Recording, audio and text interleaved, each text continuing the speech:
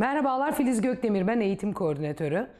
Kumaş Fırsatı canlı yayında bugün yine sizlerle birlikte ne dikiyoruz? Abaya dikiyoruz. Abaya ile ferace arasında bir fark varmış. Abaya daha çok e, abiyelerimizin dışarı arkadaş ortamına girdiğimizde giydiğimiz şeylerin üstüne giyebilmek için yapılan bir türmüş. Elbise tarzı olanlar da var. Önü açık olanlar da var. Ben bugün öyle bir şey dikeceğim. Önümüzde bayram zaten biliyorsunuz. Düğünlerimiz de başladı. Kınalarımız başladı. O tarz bir şey süsleyeceğiz de bordürlerimizle. Biliyorsunuz bordürlerimiz de var. Çeşitlerimiz de var. Güzel bir süslemeyle birlikte şık bir abaya yapacağız. Böyle geniş geniş kollar. Çok tatlı, çok hoş bir şey çıkacağını ümit ediyorum. Evet, burada görüyorsunuz fularlı gömlek. Fular yaka gömlek diktik. Cuma günü YouTube'da 6 ile 8 arasında dikim videomuz paylaşılacak. Uğur'la biz hallettik, bitirdik dikiş işini. Uğur montaj işini de halletti. Cuma gününe hazırladı. Ben buna şöyle bir şey de yaptım. Kumaşım kaldı. Bakın şöyle bir büzgü yaptım. Yani gömlek tarzında yapıp şu şekilde bir etek de yapabilirsiniz. Belden veya şöyle yarım. Ben yarım çok yakıştırdım. Böyle bir şey de yapabilirsiniz arkadaşlar. Tasarım, zevk tamamen bize ait. Kumaşlarımız ne? Desenli viskon satenlerimiz bunlar. Muhteşem kumaşlar, tiril tiril. Saten terletir mi? Hayır, terletmez. Lütfen. Çünkü biz de giyiyoruz bunları. Yani saten hani biz artık biliyorsunuz girdiğimiz her ortam ya doğalgazlı ya klimalı. Öyle hani bunları da giyip zaten sokaklarda fıldır fıldır gezecek değiliz 24 saat. Özel yerlerde giyiyoruz bunları. Öyle kesinlikle bir terletme, sıkma yapmaz. Çünkü yok hissi gibi. Viskon olduklarından dolayı giydiğimizde hissetmiyoruz yok gibi. Üzerimdeki mesela muslin mevsimlik iki katlı oluyordu değil mi Serap? Evet. 2 katlı muslinden diktim. Böyle tiril tiril hiç yokmuş, yok hissiyle dolaşıyoruz açıkçası bunlar. Sıkıntılı bayanlara duyurulur. Böyle şeyler tercih edebilirsiniz. Ben de hemen canlı yayınımı açayım. Evet, geldi şimdi. Evet. Ben bu şekilde kahverengi bir kumaş seçtim. Çünkü bu bordürü çok beğendik. Bu bordüre uygun olsun dedik. Reçete başka bir şey beğenmişti ama ben sonra değiştirdim. Bunu seçtim. Şöyle güzel şık bir şey olsun. Evet, hemen kesmeye ve dikmeye başlıyoruz arkadaşlar. Haftaya robalı, altı fırfırlı bir elbise dikeceğiz. Yine uzun kollu. Siz onun tabii ki kısasını da yapabilirsiniz. Kısa kollusunu da yapabilirsiniz. Çok güzel aerobin jakarlı kumaşlarımız gelmiş. Jakar'ın anlamı ne? Şu üzerindeki desenlerden dolayı aerobin jakar diye geçiyor. Ben buraya 5 rengini getirdim ama daha çok rengi var. İnanın ben bayıldım. Öyle söyleyeyim kumaşlara. Reşte diyor ki gerçekten mi Filiz abla? Evet muhteşemler dedim. Yani bunlardan her şey olur zaten. Haftaya bunlardan dikeceğiz. Birkaç hafta bunlardan dikeceğim. Çünkü çok beğendim ben bu kumaşları. Bunlardan etnik, vintage tarzında giysiler de dikebilirsiniz. Biliyorsunuz aerobinler terletmiyor, serin tutuyor. Mevsimsel de giyilebilir. Yazın da rahatlıkla giyebileceğiniz kumaşlar. Bayıldım. Lütfen deneyin. Haftaya zaten dikeceğiz hep birlikte. Evet, abaya için ben 3 metre kumaş aldım.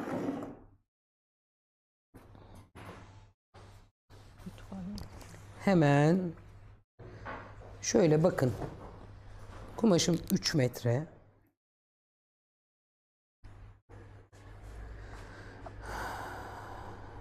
Eteğini açacağım için şu şekilde 2 kattan 2'ye katladım kumaşımı. Boyunu 1,40 yapacağım. Daha doğrusu kumaş ziyan etmemek için 1,40'ımı hemen ölçeyim. Arkadaşlar bütün uzun şeylere mutlaka 3 metre almanız gerekiyor.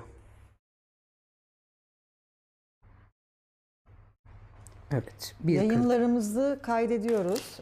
YouTube adresimiz Kumaş Fırsatı. Yayınlarımızı artık Instagram'da yayın sonunda vermiyoruz. Sadece YouTube'dan yayın biter bitmez seyredebilirsiniz.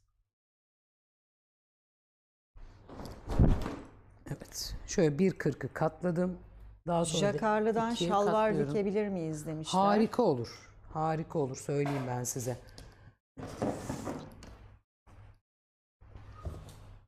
Bugün de aerobin'den dikeceğim. Aerobin biliyorsunuz duruş itibariyle, doku itibariyle böyle ipek gibi süzülen bir kumaş. Bayılıyorum ben bu aerobinin dokusuna. Bildiğiniz süzülüyor yani kumaş. Kendisi süzülüyor zaten. Ne dikerseniz dikin.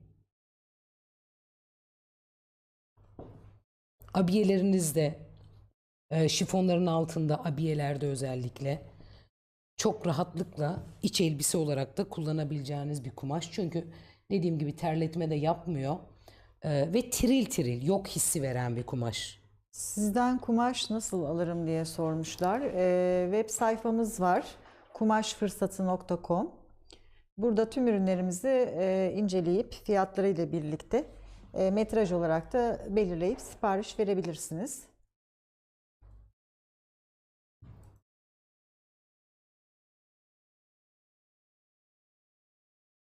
Şu an kullandığımız kumaş Medine ipeği. Şöyle 4 kat yapıyorum arkadaşlar. Kumaşımı önce 2'ye katladım. Boyu kadar. Sonra 4 kat yaptım. Şöyle biraz da iğne takıyorum. Akmasın diye kumaş.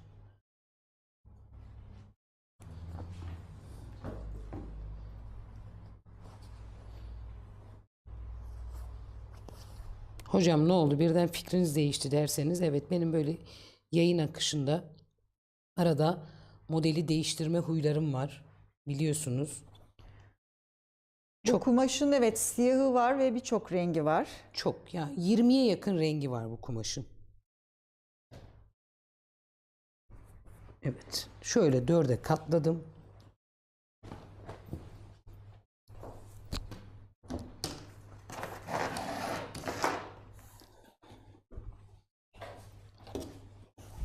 Bir öğrenciniz sizi çok özlemiş. Yarın görüşmek üzere diyor. Eğlenceli eller.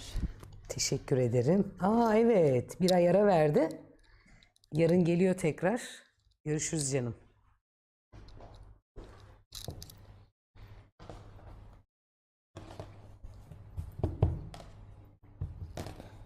Evet. Kumaşı düzeltmek çok önemli arkadaşlar. Uğur o ağırlıklarımı verir misin? Krep kumaş almıştım. Onlarla da abaya güzel olur mu? Kesinlikle olur. Kesinlikle olur. Buradan fiyat bilgisi maalesef veremiyoruz ama internet sitemizden kumaşfırsatı.com'dan ürünlerimizi fiyatlarıyla birlikte inceleyebilirsiniz. Evet. Şimdi arkadaşlar çok basit bir yöntemle çok şık bir abaya yapacağız sizlerle birlikte. Önce 2'ye katladım 1.40 1.40 yani 2.80 boyu. Sonra da tekrar önce boyuna 2'ye katladım sonra enine 2'ye katladım. Yani şu anda 4 kat benim kumaşım. 8 santim. Tekirdağ'dan Nalan Hoca selam söylüyor. Hocam öpüyorum. Çok teşekkür ederim. Tekirdağ'daki tüm hocalarıma selamlar. 8 santim yaka açıyorum. Arka yaka oyuntusu 3 santim veriyorum.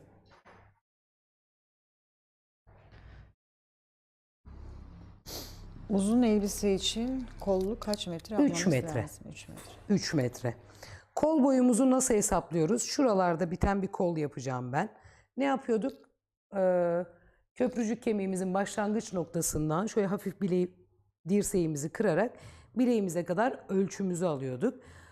Ben bunu 60 santim falan yapacağım. Çok uzun istemiyorum. Şöyle 60 santim. Bu bile uzun. Manşet de koyacağım ucuna. Şöyle 50 santim yapıyorum arkadaşlar.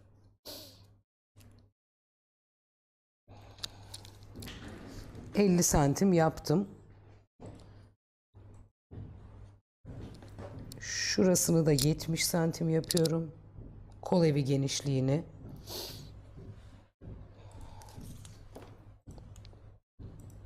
Bakın düzüne denk geldi.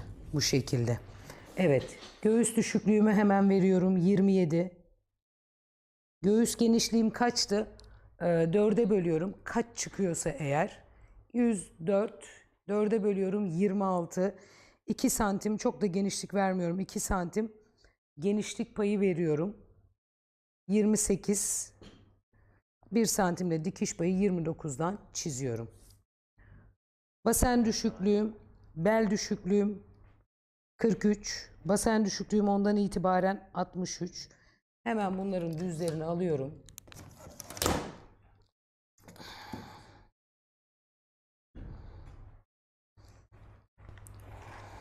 Şimdi yeni kumaşlarımız jakar bölümünde. Jakar kategorisinde görebilirsiniz.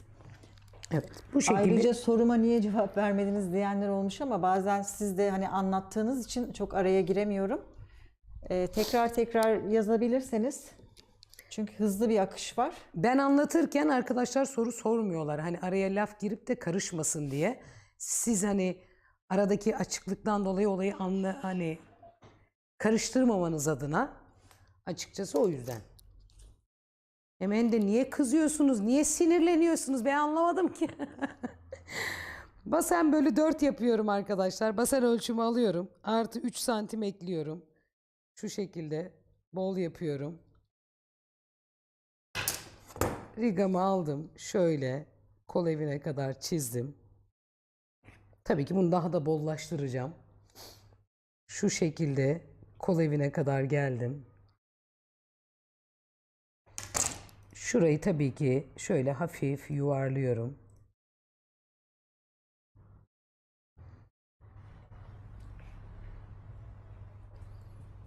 Hafif yuvarladım orayı da.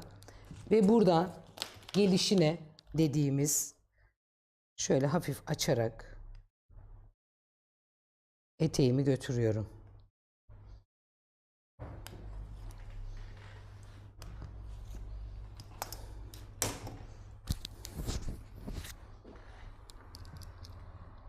Medine ipeğinin tülleri var mı hocam? Neyleri var mı? Medine ipeğin tülleri var mı? Tek mi demişler. Var, birkaç türü var diye biliyorum. Ama o da bence kalite farkından dolayı türleri oluşuyor. Görmeden birilerini seversiniz ya, size karşı aynı durumdayım. Öyle minnettarım ki anlatamam. Sizin videolarını seyrederek bir sürü dikiş yapıyorum. Çok teşekkür ederim. Teşekkür ederim. Çok sağ olun. Ben hemen şunu şuradan boyundan keseceğim arkadaşlar. Şurada. Elbise modeli göndersem dikebilir misiniz demişler ama dikim yapmıyoruz Yok maalesef. öyle bir şey tabii. Dışarıya dikim yapmıyoruz zaten. Abaya ne demek hocam? Arkadaşlar eğitmenlik ayrı bir şey, terzilik ayrı bir şey. Ben terzilik yapmıyorum. Onu belirteyim hemen. Şimdi ben bunun eteğini biraz da kiloş açmak istiyorum. Bakın şöyle düzünü aldıktan sonra koltuk altı itibariyle boyunu alıyorum. Kaçmış boyum? 108. Bakın şöyle 108 çıkıyorum. 108 çıkıyorum. Evet, bu kadar yeterli. Ama tabii ki koltuk altımı çok genişletmeyeceğim. Evet. Yani göğüs hizamı genişletmiyorum açıkçası. Buradan itibaren şöyle iniyorum. Yani eteğimi biraz daha açıyorum. Şöyle. Hem de altını yuvarlamış oluyorum. Evet, çizimim bitti arkadaşlar. Tebrik ederim hocam. Teşekkür ederim. Uğur'u yayından önce biraz kızdırdım. Gerçi o kızmaz bana ama. Yok. Kızmıyoruz. Anlaşıyoruz. Online dikiş eğitimi izliyoruz hocam demiş. Evet. Yakayı kesiyorum. Şu an canlı yayındayız. Evet. Kolda kesinti yok gördüğünüz gibi. Hemen şöyle.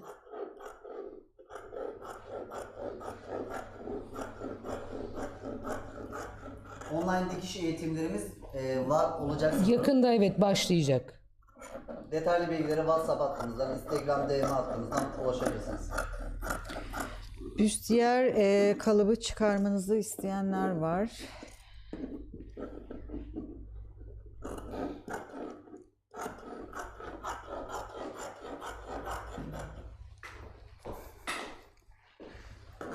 Çok büyük savaş veriyorum bunu keserken. Cevap bile veremiyorum gördüğünüz gibi.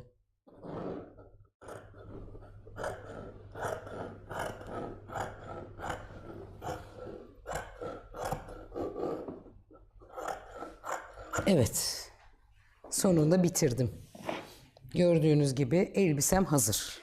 Anlaşılmayan yerleri Abayam arkadaşlar. videodan tekrar izleyip Tabii YouTube'da zaten yayınlanacak biliyorsunuz bittikten sonra. Orada yavaşlatarak, durarak aynı şekilde ölçüleri alabilirsiniz. Biz geriye dönemiyoruz. Abaya ile ferace arasındaki fark ne? Abayayı bu şekilde de giyebiliyorsunuz. Bu bir dış giyim aslında ama daha çok işte böyle özel yerlere giderken giyilen bir dış giyim. Oraya gittiğinizde çıkartıyorsunuz. Şöyle düşünün. İşte gelinliğin üstüne alınan nedir o? Serap neydi o? Aklıma da gelmiyor. Yani şal değil de bu şey var aklıma da gelmiyor bakar mısın? Yani hemen özel yere giderken abiyenin üstüne kürk giyeriz ya. Fular nedir ya? Fular nedir? Ne zaman alacaksınız? Yani abaya böyle özel bir durumlarda giyilen bir dış giyimdir. etolmuş hocam. Etol değil hayır. Etolden bahsetmiyorum. Bolero. Arkadaşlar. Ha bolero. Bolero değil de böyle boleroyu hiç de sevmedim. Pelerin. Pelerin. Evet pelerin bak. Yelek. Kolu 70 Uğur santim. nasıl bir faciasın sen ya? Yelek daha mantıklı.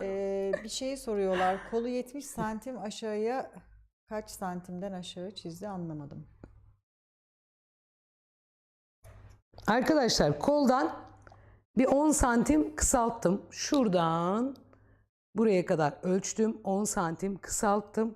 Yaka boyundan itibaren ölçümü aldım. Bakın omuzda dikişimiz yok. Omuzumuz tamamen dikişsiz olacak. Şimdi buralara çıtımı aldım yakalara. Bunu açıyorum. Biri ön biri arka olacak. Hemen şöyle ikiye ayırıyorum.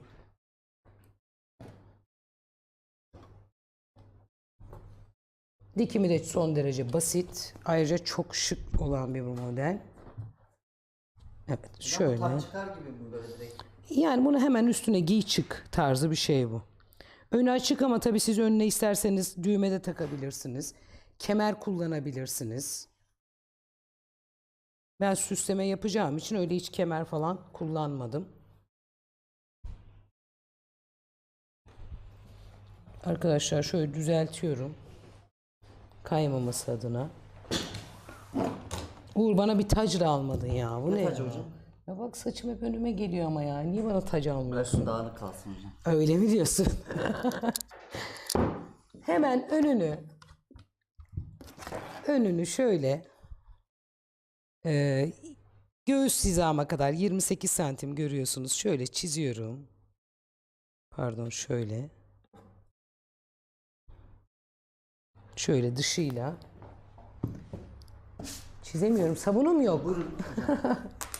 Koltuk altını yuvarlak mı çiziyoruz? Evet. Şöyle bir çizgi geçtim arkadaşlar. Hemen şuradan yaka hizamdan şöyle hafif iniyorum.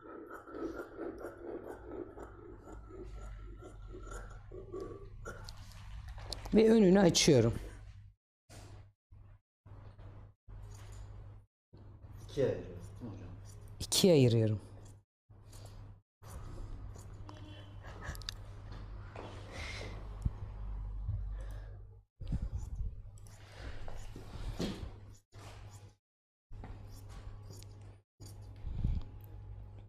Yaz gelmeden böyle uzun uzun şeyleri dikiyorum.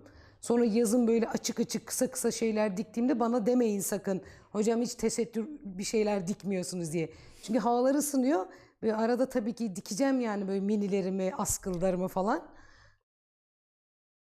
Herkesin gönlünü hoş etmeye çalışıyorum bakın.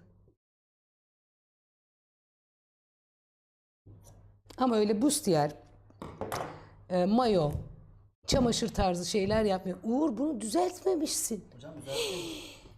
Allah. Yamuk mu kestiniz hocam? Bak yamuk mu kestin diyor. Serap şuna bir şey söyle ya. Bak görüyor musun? Hocam siz bunu bırakıp gittiniz burada. Ben görmedim kahverengi ya. Dur hemen. Peki o fazla Şurada. olanı ön mü yapsak? Yok şöyle. 2 ön zaten. Şuradan eşitleyeyim. Dönme yapmaz umarım. Neyse siz böyle yapmayın. Dikkat edin. Biz hata yapabiliriz canlı yayında. Yine Uğur yaptı yine. Tabii ki sen yaptın.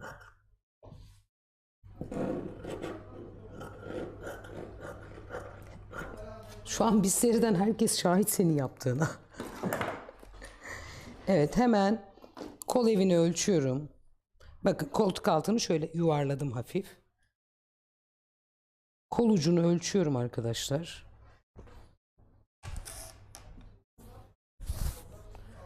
Ölçümü alıyorum. Kaç santimmiş? 48. 0-10 yaş tişört diker misiniz demişler. Evet 48-47 santim kolumuz. Çocuk kıyafeti çok fazla dikmiyoruz. Ama ara ara tabii ki dikmeye çalışıyorum. Hocam kaç bedene göre yapıyorsunuz bunu şu an? Ya bu şu anda 42, 44, 46. Ya tamamen kendi ölçülerinizi uygulayın lütfen Hocam arkadaşlar. bunu sabahlık olarak tasarlayabilir miyiz hocam? Tabii ki tasarlayabilirsiniz. Bakın hep ne diyorum? Tasarım size ait arkadaşlar. Nasıl giymek istediğinize karar verin. 48 dedim.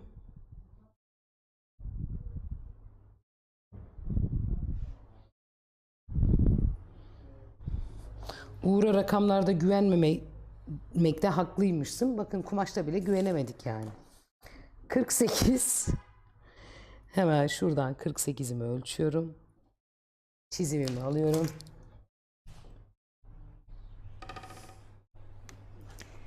Etek ucu açılımı kaç santim?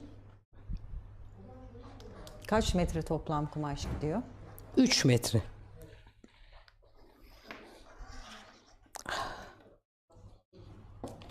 Kol biyesi kesiyorum arkadaşlar.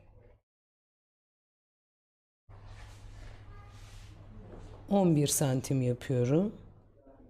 Çok kalın istemiyorum çünkü. Yani kol manşeti kesiyorum şu anda. Evet. Ya etek ucunu neredeyse 2 katın toplamı kadar açtım. Bir 10 santim bıraktım.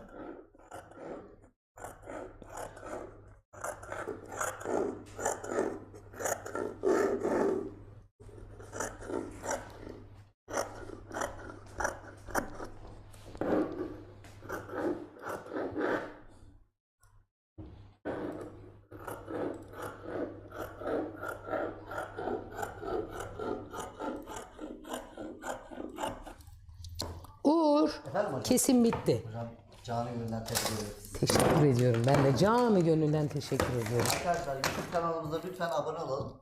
Rica ediyoruz. Lütfen hala olmadınız mı? 85 bine geldik şu an. Desteğinize Yani ihtiyacımız var. yıl başında 100.000 olalım dedim. Yapmadınız. Sizden Lütfen. tek isteğimiz sadece kanalımıza abone olmanız ve videolarımızı beğenmeniz. Başka hiçbir şey istemiyoruz. Çok mu istiyoruz hocam? Bu sizi yormaz ama beni daha çok teşvik eder. Daha özel ve güzel şeyler dikmemi istiyorsanız YouTube kanalımız hemen 100.000 olsun lütfen. Böyle 2 tehditler milim kıvırma ayağı var mı Singer'de? var. Zaten tektir, standarttır Singer'in ayağı. Singer'in kıvırma ayağı standarttır arkadaşlar. Bakacağım hemen şöyle.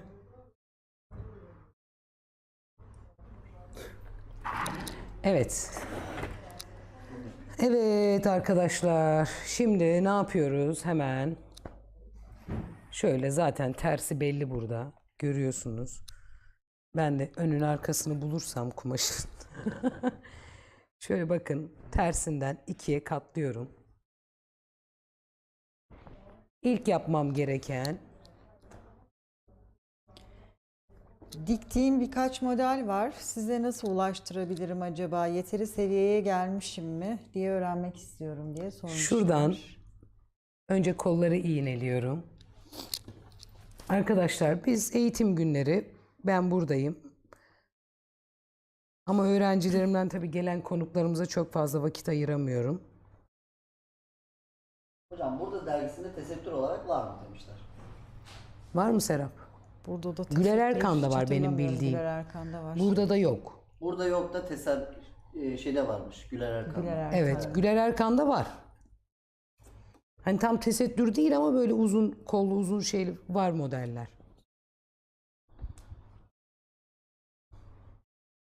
Şöyle boydan boya iğneliyorum arkadaşlar.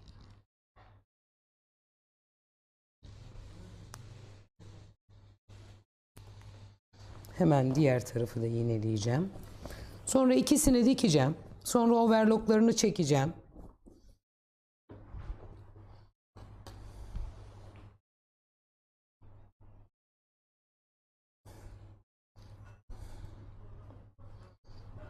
O arada siz de bütün sorularınızı sorabilirsiniz. Bu silikonlu taşlardan da yapıştırılabilir aslında. Tabii süper Kenarlarına olur. Çok şık olur. Süper olur. Yani şöyle yakasına Bakır rengiyle. harika olur. Ay evet Serap ya. Gerçekten çok güzel durur. Var mı bizde? Var. Altın sarısı da yakışır. Getirir misin? Dikimin sonuna doğru. Bize böyle bir koyalım üstüne görsünler en azından bir fikir olsun. Evet, iğneledim arkadaşlar. Bütün bedeni görüyorsunuz. Koldan başlayacağım. Şöyle görülüyor değil mi? Koldan başlayacağım. Tüm bedeni dikeceğim iki tarafını.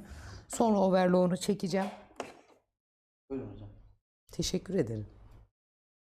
Ay Uğur'cum çok naziksin. Bugün öyleyim ya. Neden hayırdır? Sen genelde böyle değilsin ama niye ne oldu? Arkadaşlar atölye çalışmalarımız devam ediyor. Nisan grubumuz doldu. Mayıs ayı için kaydınızı yaptırabilirsiniz. Kurslarımız ücretli. Bilgi için tabii DM'den. Arkadaşlar da WhatsApp'tan bilgi alabilirsiniz.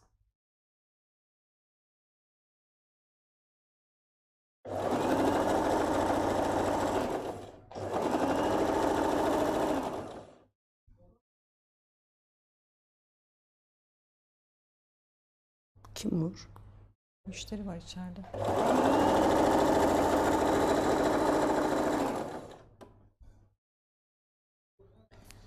Erkek yaka uzun yelek için 2,5 metre kumaş yeter mi? Yeter çok tabii yelek olduğu için. Yani bileğe kadarsa evet 2,5.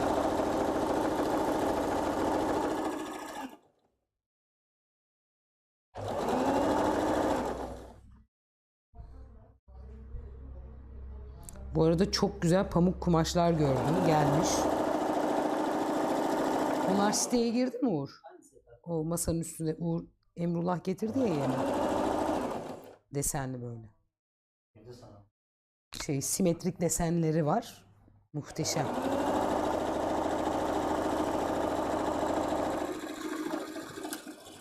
Bu aerobinleri gördüm.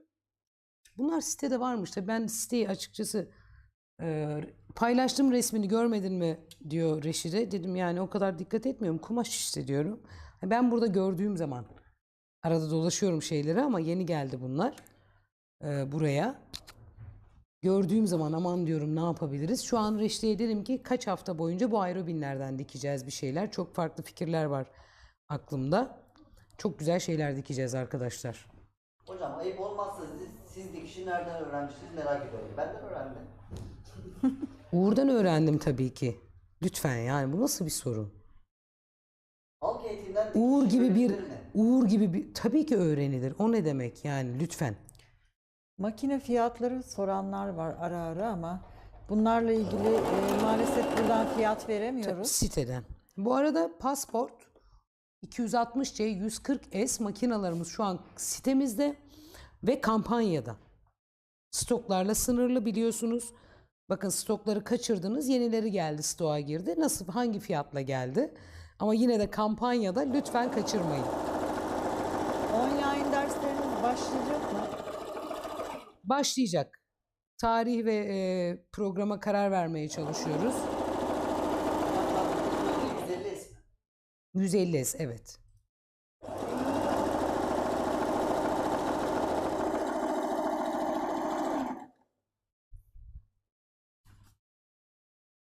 Hocamız bir makine öneriyorsa ve fiyatı gerçekten üstüne basa basa indirimli diyorsa bence hiç kaçırmayın. Yani Tecrübeyle bir artış. tecrübeyle tespit edilmiş gördüğünüz gibi. Fiyatları biz öğrenemeyiz.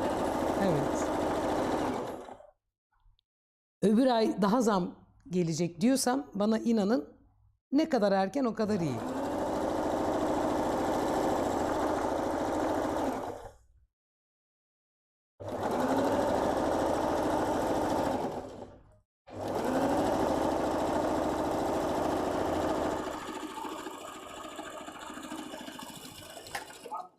Medine İpek bu kahve olan hocam gitmiş. Bilginiz olsun.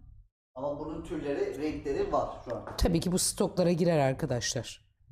Sürekli yenilebilen. Çünkü son şeyi ben aldım. Topun üzerindeydi. O yüzden bitti görünüyordur şu anda. Bugün yeni şey olduğu ama için. çoğu rengi var ve birçok rengi var hatta. Evet. Bunun da rengi devamlı gelecek zaten kahverengi. Tabii.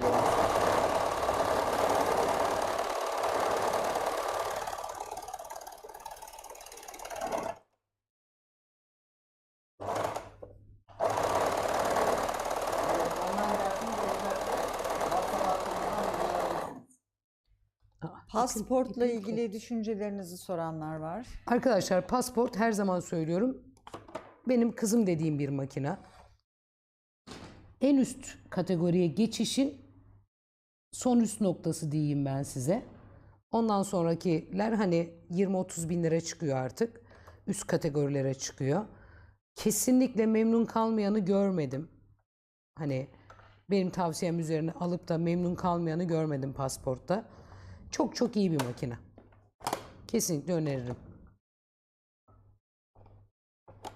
Hız ayarı var. Özellikle yeni başlayanlar. Mutlaka 260C veya pasport gibi hız ayarı olan makineleri tercih edebilirsiniz. Ben aslında yeni başlayanlara hep elektronik makine öneriyorum. Neden? Çünkü kullanımı daha kolay. Abaya uzun hırka mıdır? Efendim? Abaya uzun hırka mıdır diye bir soru geldi. Yo. Yani kimono tarzıdır.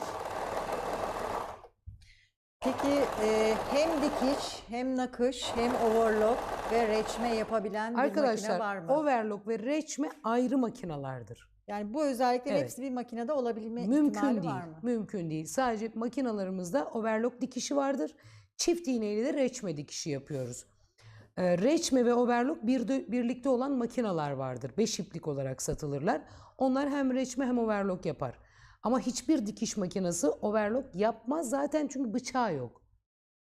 Bıçaklı olmadığı için. Dediğim gibi özel overlock dikişleri var.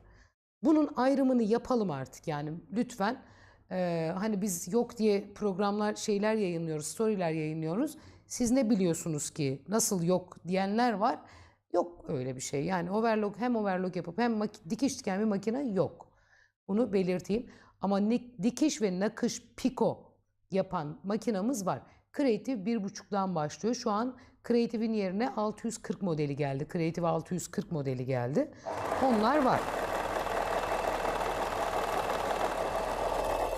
Hocam şu an kullandığınız overlock makinesinin modelini sormuşlar. Aa, niye benim iplerim kopup duruyor ya? Ya Uğur, sen mi nazar değdirdin bana ya? Ne bilmiyorum ki, niye böyle bir şey oldu? Aa. 14 SH 754 mi? Evet canım, evet. Evet, 14 SH 754 single ama şu an stoğumuzda sanırım Yok, stoklarımıza overlock yok maalesef. Gelecek, biz de bekliyoruz. Nisan ayında gelecek dendi. Umarım geldiğinde bizler de sizlere güzel bir kampanyayla sunabiliriz.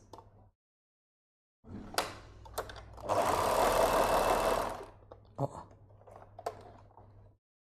Ne oldu hocam, makinenin bozuldu? overlock, evet. Uğur, Çok güzel olacak dedim, nazar değdirdin değil mi? Ya sen nasıl bir çocuksun ya? Kesinlikle düzelecek şimdi. Düzelecek mi? Dua mı ettin? Sen nasıl bir çocuksun böyle? Arkadaşlar hemen bitiyor. Siz sorularınızı sormaya devam edin bu arada. Siyah ya, gözüm de görmüyor nereden kopmuş diye. Sanayi tipi makineye alışık olanlara evde kullanması için hangi makineleri önerirsiniz? Bizim bütün makinalarımız aynı hızdadır. Aslında yani piyasadaki tüm modellerin tüm makinaları aynı hızdadır. Hani sanayiyle alışkın olsanız da aynı tarzda bir makine maalesef bulamayız. Mümkün değil.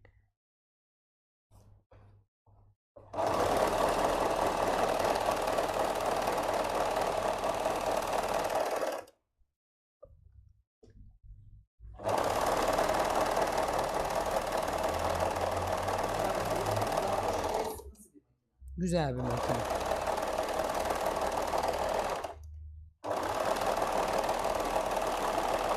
Tafta kumaşla neler yapabiliriz? Tafta. Tafta. Yani tafta daha çok abiyet için kullanılan bir kumaş ama bu son senelerde kiloş eteklerde de çok moda.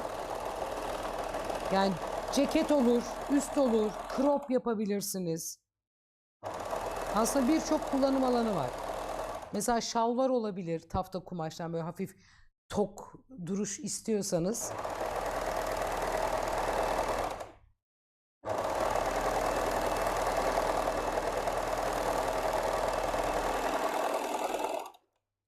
Singer ve paf olarak evde servis imkanı var mı bozulan makineler için biliyor musunuz? Tabii.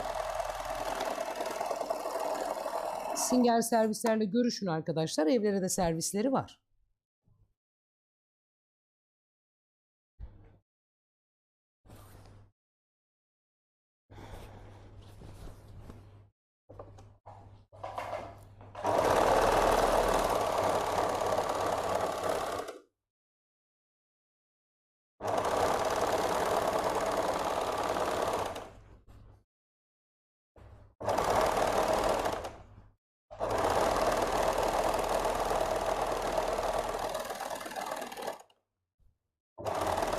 Tekrar ayrılımları gösterelim.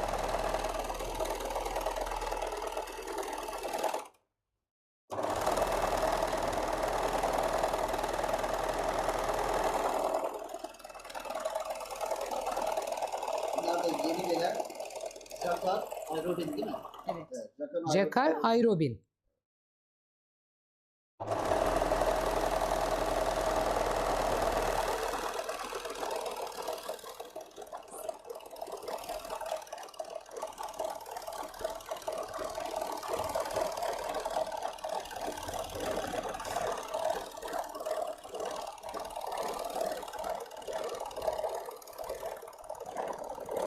Overlock'um bitmek üzere.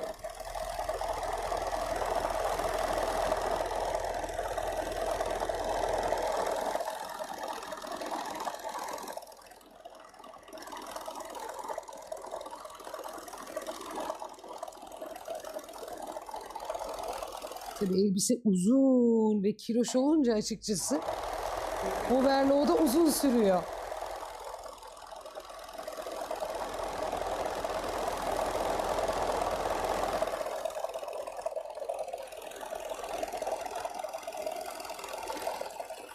Bitti. Hocam önce dikiş sonra overlock mu? Kumaşa göre değişir mi? Kesinlikle hayır. Önce dikiş sonra overlock. Merhaba, Arkadaşlar. nasılsınız? Hafta bayan demişler. Allah yardımcınız olsun. Güzel anlatmışsınız. Ben Azerbaycanlıyım. Sizi çok seviyorum. Teşekkür ederim. Çok Peki, sağ olun. kumaşı yıkamamız yeterli mi? Ütü de gerekir mi? Tabii ki ütüleyeceğiz. Yok sadece ütü yeterli olur mu yani yıkamadan demek istemişler. Ben yanlış anlattım. Kumaşı yıkamadan sadece ütülesek yeterli mi? Hayır. Neden yıkıyoruz? Çekme payını almak için yıkıyoruz arkadaşlar. Evet. Şimdi bunlar kol manşetleri. Ben şöyle bir biye kullanacağım. Şöyle görüyorsunuz. Bunun farklı tonları, çeşitleri var zaten. Manşetimi şöyle ikiye katladım. Tam ortasına denk getirdim. Şimdi buradan ve oradan dikeceğim. Sonra manşetlerimi çevireceğim.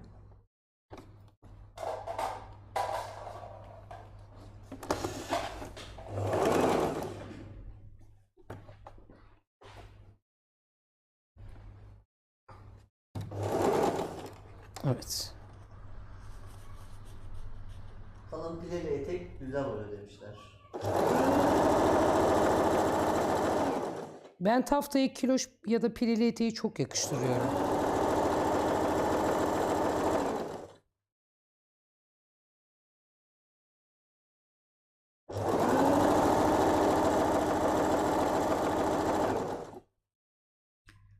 Ayrı kumaş yıkanınca çeker mi? Çekmez. Hayır, çekmez.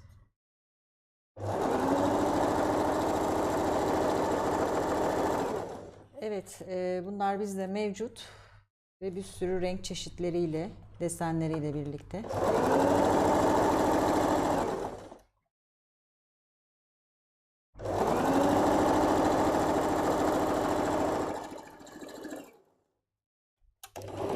Bu büyük makası uzatabilir misin bana canım? Nerede hocam? Teşekkürler. İyi davranıyorum ki beddua etmesin, işlerim kötü gitmesin. Az önce overlock'ta gibi olduğu gibi. Yoksa sana iyi davranmam Uğur.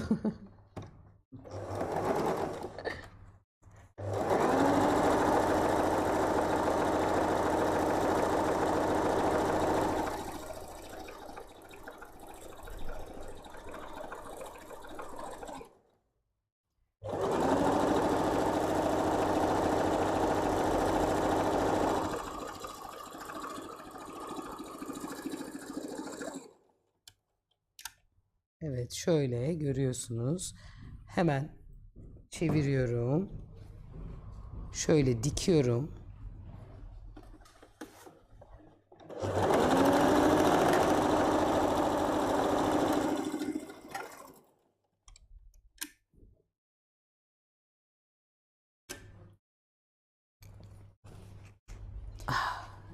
Denk Videomuzu gelmiş. baştan göremeyenler için belirtelim.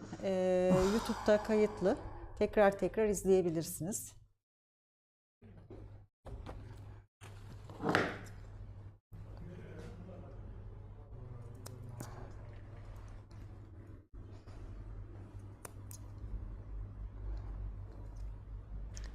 Küçük makasımı uzatır mısın Nur? Sağ ol canım. Hocam onu yamuk yapmışlar. Evet ya, kim yapmış bunu yamuk? Yapan da hiç görmüyor. Bak bak bak. Uğur, bu canlı yayının bitişi de var, onu hatırlatırım. Kumaş Fırsatı ekibine çok teşekkür ederim. Sayenizde çok şey öğrendim. Teşekkür ederiz. Canlı yayın bitince ne yapacaksın Uğur? Kaçacağım. Ama ondan sonra bir video daha çekeceğiz. Ne yapacaksın o zaman? Bekliyorum, tekrar geleceğim. Evet, şurada biraz kaydırmışım ama onu artık sökemem. Şöyle eşitliyorum.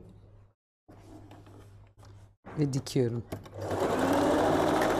Satın aldığım paraşüt kumaş çok güzelmiş. Dikmeden yıkamayı düşünmedim. Ya onlar çekmez arkadaşlar. Hani onları yıkamanıza gerek yok ama çeken kumaşları mutlaka yıkamalıyız. Evet, şöyle yaptığımda bu benim kol manşetim olacak. Hemen diğerini de yapıyorum arkadaşlar. Umarım bunu kaydırmam. Öyle bir temenni içerisindeyim. Uğur'un bedduasıyla bu gidişte her şey olur. Ne hocam? Uğur, sen niye beddua ediyorsun bana ya? Hayatta beddua etmem ben. İşim kötü olsun diye ya. Ne kadar kötü bir insan oldun sen böyle. Hocam çok güzel bitmişsiniz. Teşekkür ederim. Makinamdan tak tak diye ses geliyor. İnce İğneniz kumaşlarıyla. yamuktur arkadaşlar. İğnenizi bir değiştirin önce. Büyük ihtimalle iğne yamuktur. Bu sefer tedbirimi alıyorum.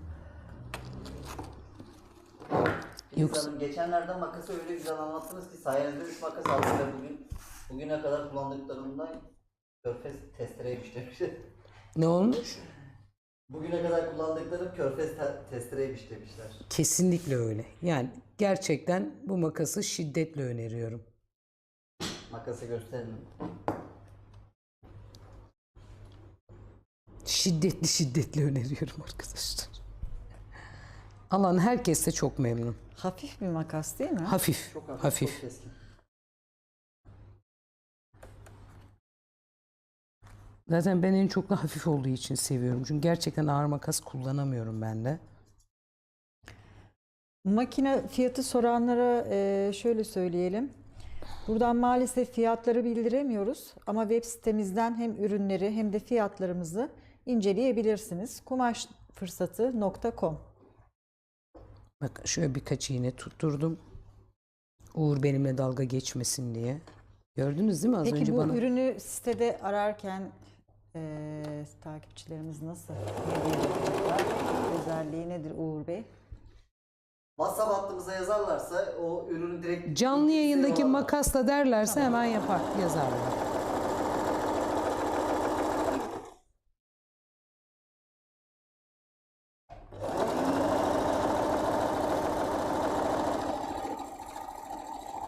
Sitemize şöyle bir şey yapayım.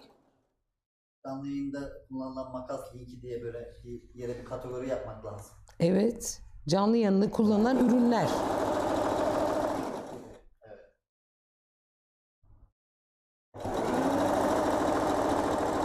Aslında ben buraya gelen her ürünü canlı yayında kullanıyorum genelde ama inanın çoğu zaman unutuyorum artık.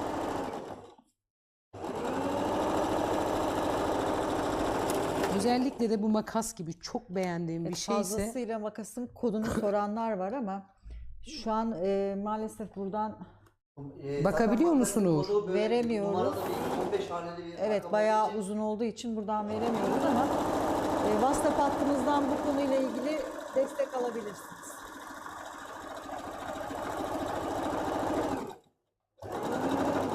Arkadaşlar giriyorsunuz zaten siteye, siyah makas. Makaslar bölümüne girin.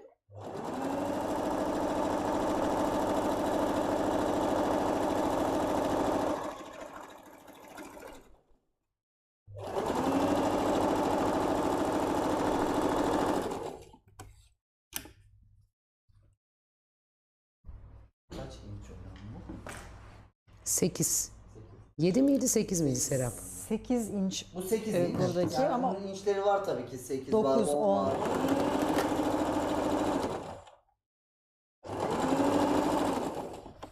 Evet. Bunu da diktim. Şimdi hemen kolların manşetlerini yerleştiriyorum. Kolu bulabilirsem. Buldum. Overlock'unu sonra çekerim ben.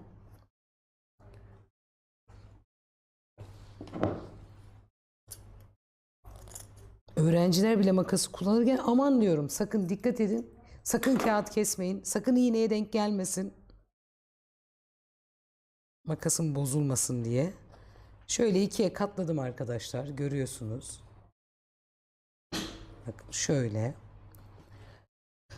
Dikiş kısmı içe yerleştiriyorum kolumun. Dikiş kısmı dikiş kısmına denk gelecek şekilde veriyorum makineye.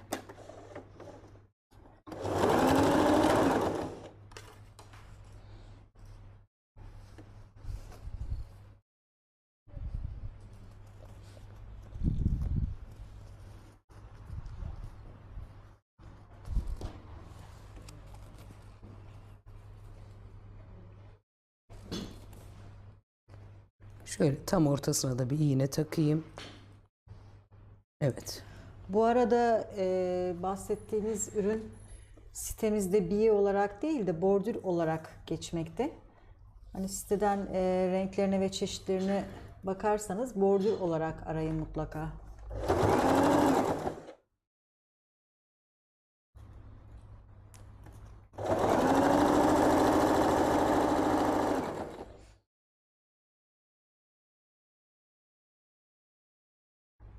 Devamlı şöyle düzeltiyorum. Arkadaşlar ütüyle çalışın. Bizden canlı yayın öyle bir şansımız yok. İnanın ütüyle çalışırsanız dikiş o kadar rahat ki ütüyle çalışıp bir iki de iğneyle tutturduğunuzda inanın dikiş dikmek ne kadar kolaymış diyeceksiniz. Bu sayfa dergi kalıplarını satıyor mu acaba diye sormuşlar. Evet, Güler Erkan ve burada yayınlarını satıyoruz.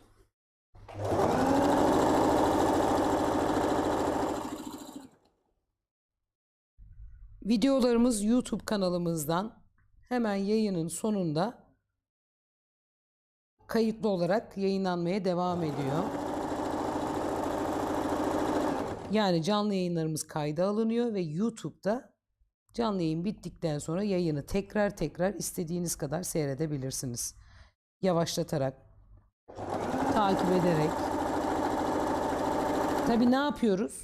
Ne yapıyoruz Uğur? Ne yapıyoruz hocam? YouTube'a abone oluyoruz tabii ki yani. Lütfen unutmayalım bunu.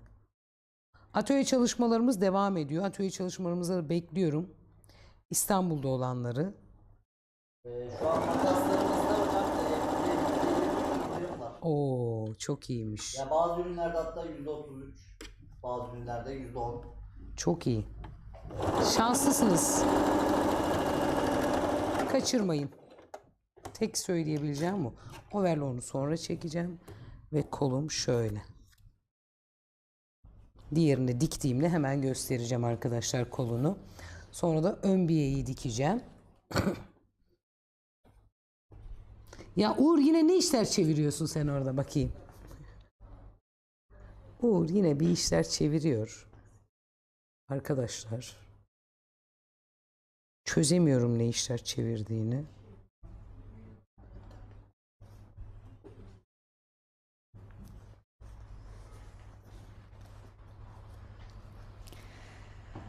Makinalarda kullanmak için dikiş soranlar olmuş. Biz de Serap daha iyi biliyor Bizde onları. Oltalı'nın Evet. bobinleri mevcut. Gayet de kaliteli ve güzel. Onların renklerini yine sitemizden bakabilirsiniz. Yani 120 numara overlocklara kullandığım ipleri ben normalde dikiş içinde kullanıyorum. Hani küçük tercih etmezseniz.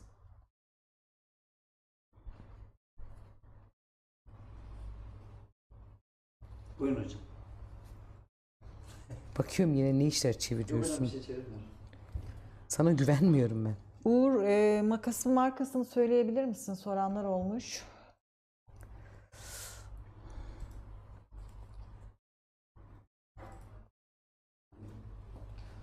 Evet. Şimdi oldu. Şurayı da iğneyle tutturayım arkadaşlar. Hemen bunu da dikeyim. Ay canlı yayından sonra çok da tadilat yapmak istemediğim için burada da biraz uğraşıyorum. Çünkü burada aceleden diktiğimde sonradan tadilat yapmak zorundayım. Biliyorsunuz bir tadilat dikişten daha zordur.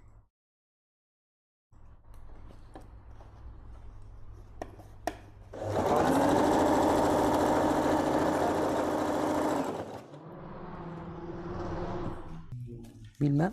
Hocam makası götürdüler ya. Nerede makas? Makası sahip çıkamadı. Allah Allah. Aman hocam dikkat edin. Buradaydı.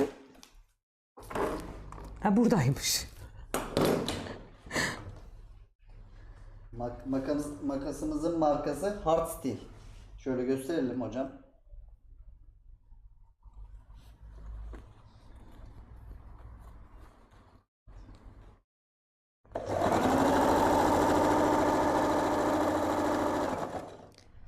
Abaya için en az 3 metre kumaş Evet. almanız gerekiyor. Evet. Bedene göre de değişir tabii ki. Yani büyük bedenlere bile 3 metre yeterli olur. Eteği daha az açılır. Hani basen genişliğine göre.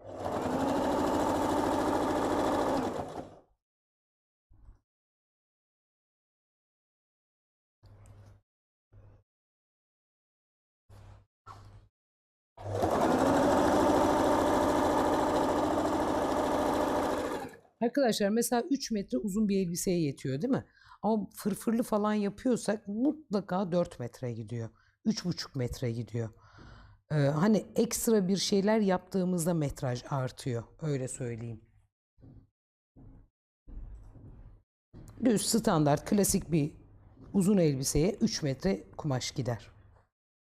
İster zayıf olun, ister kilolu olun.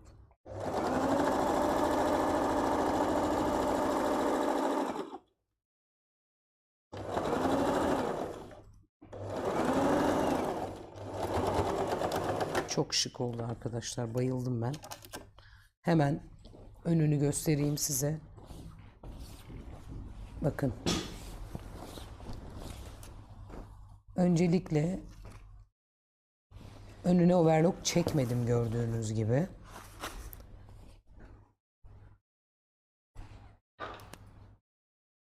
Neden? Çünkü abayanın önü görünür. Hemen şöyle incecik kıvırıyorum ve bir dikiş geçiyorum.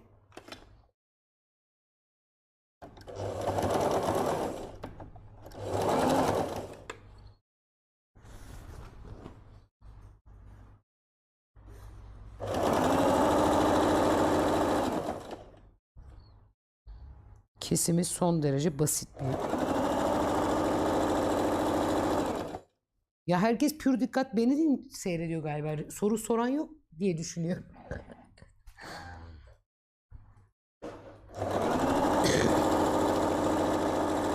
Ya da Makinen arkadaş nakış ipi var mı diye Ne var mı? sormuşlar. Makinen nakış ipi Yok. maalesef.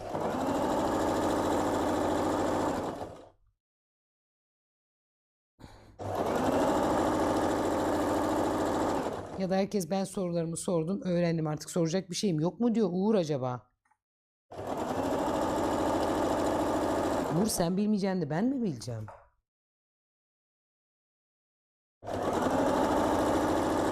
Hani sen her şeyi öğrenirdin? Öğreniyor hocam. Ay bilirdin. Araştırıyorum. Vallahi pek görmedim araştırdığını ama.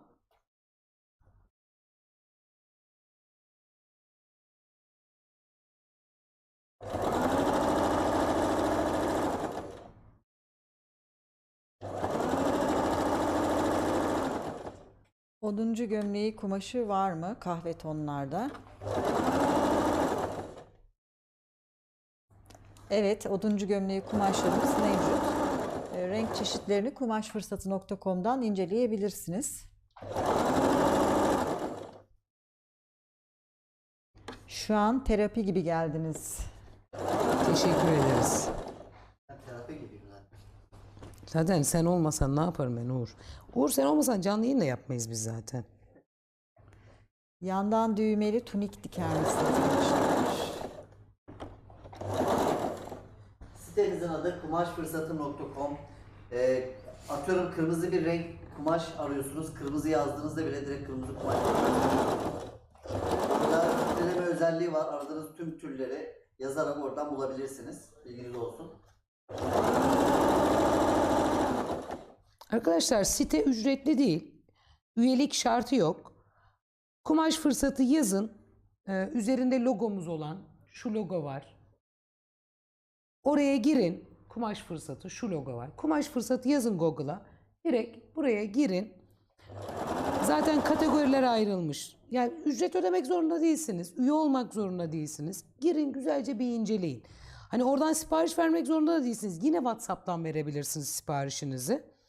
Ama girin bir inceleyin. Gerçekten hani binlerce çeşit kumaşımız var. Binlerce çeşit tuhafiye malzemeleri var, ürünleri var. Evet, yani yok öyle söyleyeyim. En azından bir fikir sahibi olmuş olursunuz. Ne var ne yok. Hani bir gün bir ihtiyacınız olduğunda aa evet bakın bu da burada vardı diyebilirsiniz. Ben mesela birçok siteye o yüzden bakarım. Ve bütün kumaşlar tür kategori bakabilirsiniz aradığınız kumaşları. Ama tabii bu arada YouTube'a üye olmayı unutmayın. Bu arada Filiz Gökdemir Tasarım benim Instagram sayfamın adı. Oradan da bana istediğiniz soruyu sorabilirsiniz. Artan kumaşlarla sivit dikebilir mi? Bize de fikir olur. Lütfen bana dikkat. Şimdi nasıl artan kumaşlar? Yani biri aerobin, biri keten, biri dantel. Uğur sana dantel... Hocam, Uğur'cum sana dantel bir sivit dikeyim istiyorsan. Bana ek İnanın öyle bir vaktim yok. bir değişik olsun bu kumaşlar. Uğur sence öyle bir vaktimiz var mı yavrum? Yok hocam. Kesinlikle. İlik makinem yok. Elle nasıl ilik açabilirim? Yani sülfile gibi sararak elle çok da rahat bir şekilde aslında ilik açabilirsiniz. Bilirsiniz terziler genelde özel kumaşları zaten elle ilik açarlar. Evet, şöyle güzelce dikişinde geçtim. Bordürümü alıyorum. Tabii yere atıyorum artık bu bordürü. Sıkıldım ondan. Düzüne şöyle bakın yerleştiriyorum. Önce buradan dikiyorum. Hafif ucundan bıraktım arkadaşlar.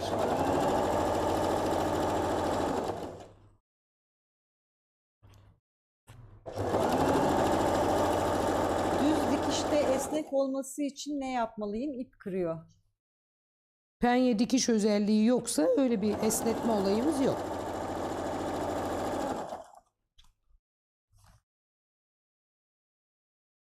Uğur ne hareketler yapıyorsun yine sen orada ya?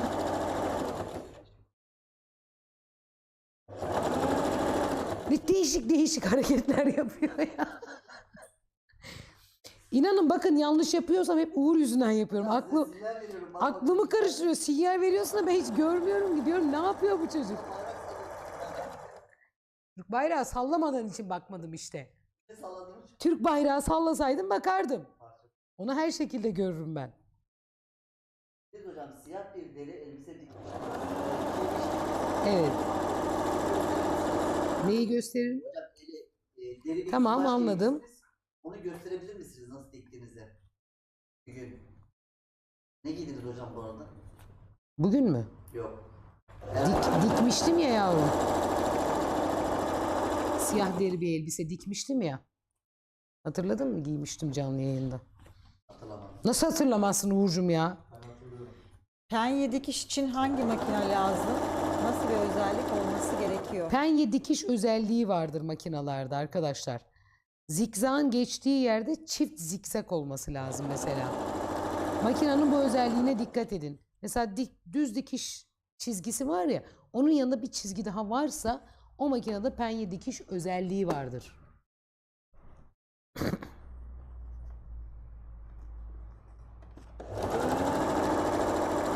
Marketlere gelen makineler mesela onlarda penye dikiş özelliği yok maalesef.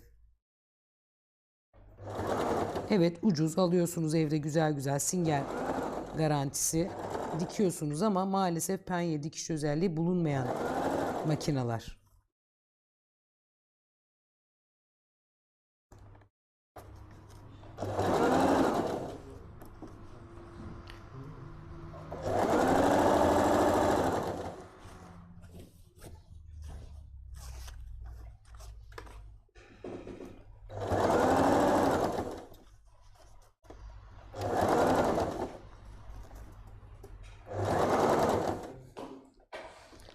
Az kaldı. Şu an sorusunu kaçırdığım bir kişi var. O tekrar yazabilir mi? Yazgül Sertaç Aslan. Israrla sormuş ama orayı kaçırdım. Bu arada sevgili Hülya Parta, Medine ipeğinden şalvar dikebilir miyiz haftaya diye soruyor. Sen dikebilirsin Hülya'cığım. Hülya'nın gelinlik istemelerini de şaşırdım. Vazgeçti artık. Yıldı mı?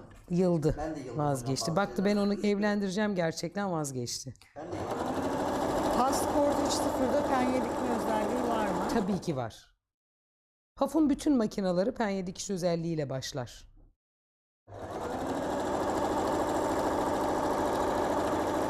Yani 140'da dahil. Hani hepsinde penye dikiş özelliği var.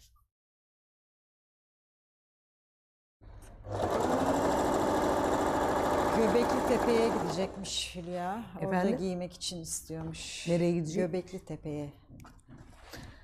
O zaman kendime de dikmem lazım Hülya'cığım. Sana şeyden dikelim. Bu yeni gelen aerobin, jekarlı aerobinlerden. Çok daha uygun olur. PAF 130 S'te penye özelliği var. Var. Evet var.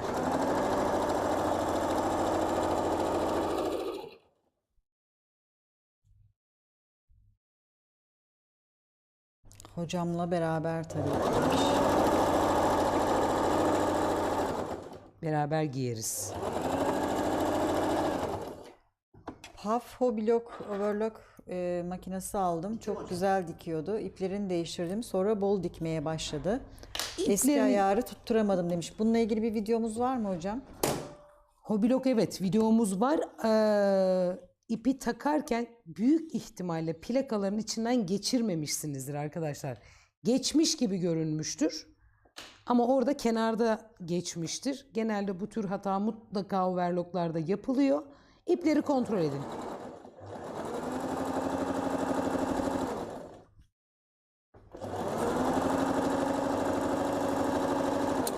Acemi olan biri evde abaya dikebilecek miyim diye sormuş. Çok mu zor demiş. Kesinlikle bakın dikiyorum yani ben hani bu borduru geçtiğim için şu anda. Tabii 10 saniye ekran kararması olacak. Diğer ayrılmıyoruz. Arkadaşlar kestikten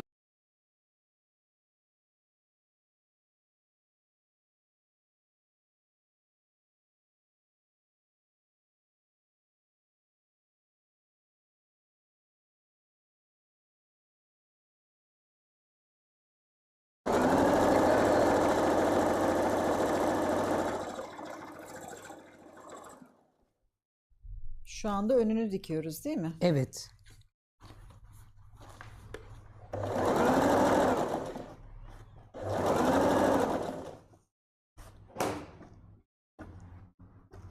Fisko kumaşlarının ne zaman yenileri gelir?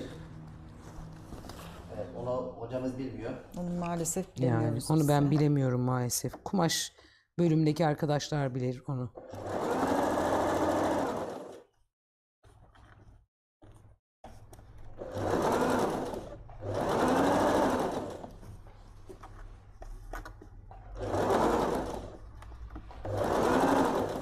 Birazdan yayınımız bitecek. Sorularınız varsa sorularınızı alalım.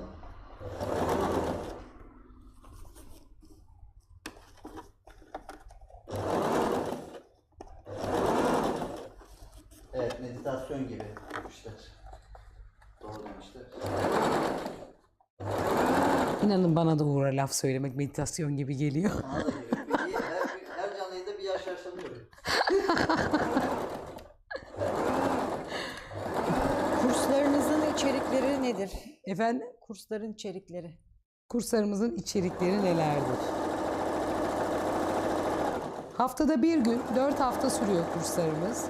İlk hafta lastikli pantolon, ikinci hafta onun adı ne? Bluz dikiyoruz.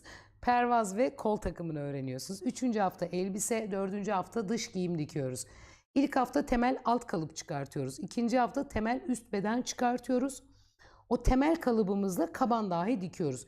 Amaç pratik temel kalıbınızı alıp ölçü almayı öğrenip tek kalıp üzerinden model ve tasarım uygulamak. Bizim amacımız o. Pratiğin temeli budur zaten. Herkesi bekliyoruz.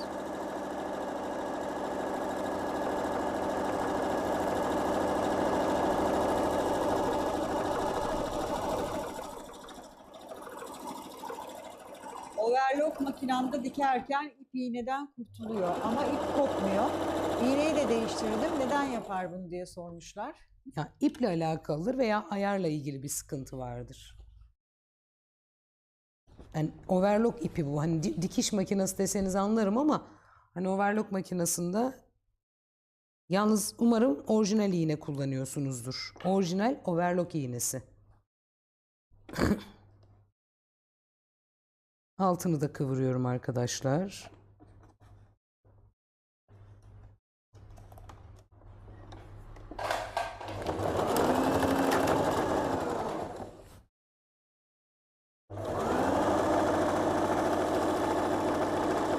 Kurslara nasıl katılacağız diye soranlar var. Arkadaşlar WhatsApp hattından yazın. Oradan hemen sizi zaten yönlendirirler eğitim hattımıza. Uğur ipim çıkmış. Hiç söylemiyorsun Uğur ya. Gözükmüyor hocam, siyah yapmış. Ya ne kadar kötü bir çocuk oldun sen böyle ya. Hocam kesim çok mu zor? Online'da bunları öğrenebilir miyiz? Yani zaten online'da açıkçası böyle çok ağır şeyler yapma şansımız yok. Olmaz da. Daha basitten, daha temelden gideceğiz. Belki ilerleyen zamanlarda uzatarak müfredat değiştirebiliriz.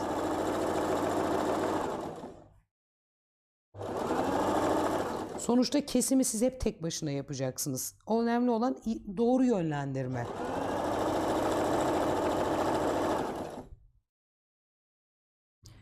Yayını baştan kaçıranlar için tekrar belirtelim. Instagram'da kaydedilmeyecek ama YouTube sayfamızdan tekrar izleyebilirsiniz. Çok heyecanlıyım Uğur nasıl olacak diye. Ben de çok merak.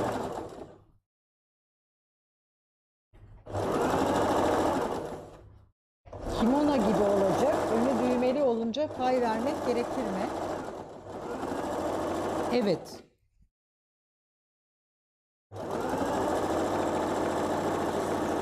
Ama siz o paylı kısmını mesela bordür gibi de geçebilirsiniz. Onun üzerine ilik açıp düğme dikersiniz.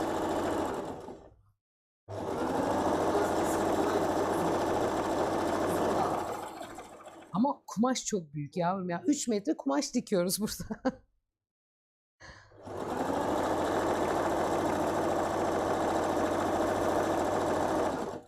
Ucundan da ben tutardım hocam. Başka. Değil mi? Bugün kötülüğün üstünde anlamadım ki ben de.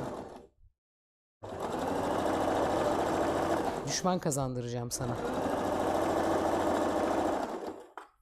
Şimdi bir hayran kitlemiz var hocam. Var olmaz mı? Olmaz mı? Görmeyebilirler ama Düşman kazandıracağım sana. sizden bile Peki bu modelde fermuar olur mu? Arkadaşlar bu abaya. Ferace değil. Tabii ki fermuar olur. Kursumuz İstanbul Evet, Seyrantepe'de. bitti. tebrik ederim hocam. Teşekkür ederim Uğur'cum. Şaka baka hepsini de bitirdim yani. Hani altı üstü kalsın demedim. Genelde öyle yapıyorum ya. Bitirirsiniz hocam. Bitiririm ben. Teşekkürler Uğur'cum. Evet, yayın bitiyor ya, Uğur bana iyi davranmaya başladı. Güzel elbiseyle çıkartıyoruz. Çok güzel ama rengi. Evet, eteğiyle birlikte gerçekten elbise olarak da çok güzel bir şey oldu. İliklerimizi de açtık, düğmelerimizi de diktik. Buna kelebek yaka da yaptık. Evet. Uğur da yardım etti ya, hemen söyler, Ben hemen. söylemezsem içimde kalır. Çatlar yani, bak ben size söyleyeyim. Evet, gömleğimi çıkartıyorum.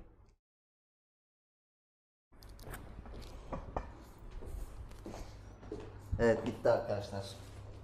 Bakıyoruz nasıl oldu. Bakıyoruz. Önünü ardını bulabilirsem bakacağız. Kollarına bayıldım. Evet. Nasıl Uğur'cum? Bak ben henüz görmedim. Nasıl? Bakıyorum. Çok güzel.